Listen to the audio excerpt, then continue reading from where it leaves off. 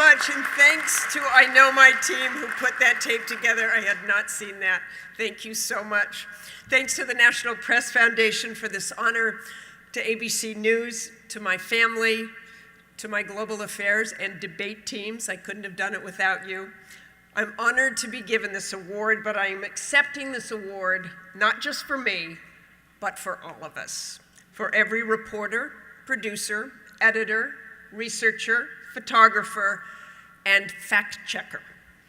It has been an unbelievable year of journalism, of courageous, relentless, expositional, deep diving, nuanced reporting, striving continuously for one thing: truth. The truth has become even trickier to track down these days. For what has been called the information age, there is so much misinformation and disinformation. And it is a challenge for many of us to keep up, let alone for the millions of Americans who have full-time jobs to work and families to take care of. For folks on both sides of the aisle, it's so easy to be outraged. It's so much harder to understand the context. But that's what makes the press that much more important right now. There is a crisis of faith in this country, starting with us.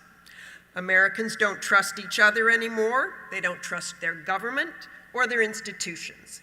And as many politicians and pundits will tell you, they don't trust us either. That's dangerous. If we cannot agree on the facts, we cannot agree on a response. And this country faces enormous challenges that demand a response. It's on us, the much-aligned media, to win that trust back. And we do it by doing what we do day in and day out: thorough, honest reporting. And that's what is inspiring to me, to see the work of so many fellow reporters this year doing just that. It seems a different journalist is uncovering a new bombshell revelation every night, just as everyone else is trying to finally fall asleep. And every day, I'm sharpened and pushed further by the work of my colleagues at ABC and other networks and outlets.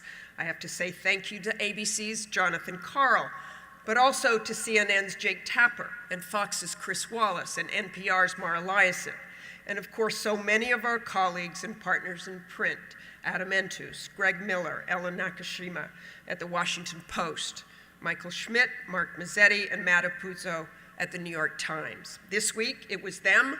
Last week, it was many of you. And next week, I'm sure there will be many more. We are all in a constant competition for the latest scoop, for the next blockbuster report.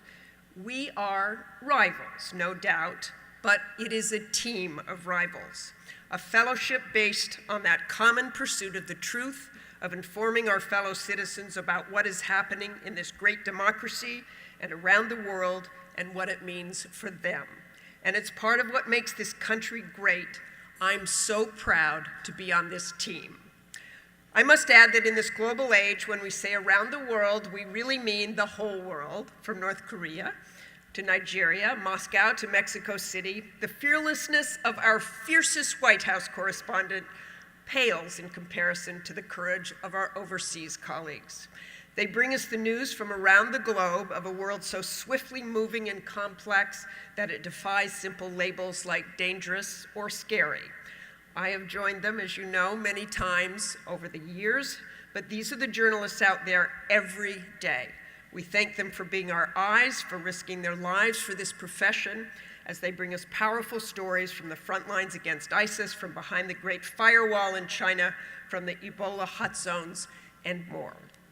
So when we think of them, or the journalists in this city, on this day when a battle with the press can be used as a distraction, at a time when journalists, and now their sources, are increasingly under threat, one can be justifiably angry at the challenges to the First Amendment. But we cannot and should not take the bait. Instead, we must simply do our jobs. I learned from reporting in conflict zones that you have to focus on the story no matter the incoming, because this is not about us. It is about the public and its understanding of the truth. If I sound pessimistic at all, I promise I'm not. This is a great time to be a journalist and such an important time. Now more than ever, we must hold ourselves to the highest standards to study every detail, fact-check every statement, know every nuance. The stakes are high, the scrutiny is intense, and the margins for error are minuscule. Thank you again for the great honor. Onward, there is much more work to be done. Thank you.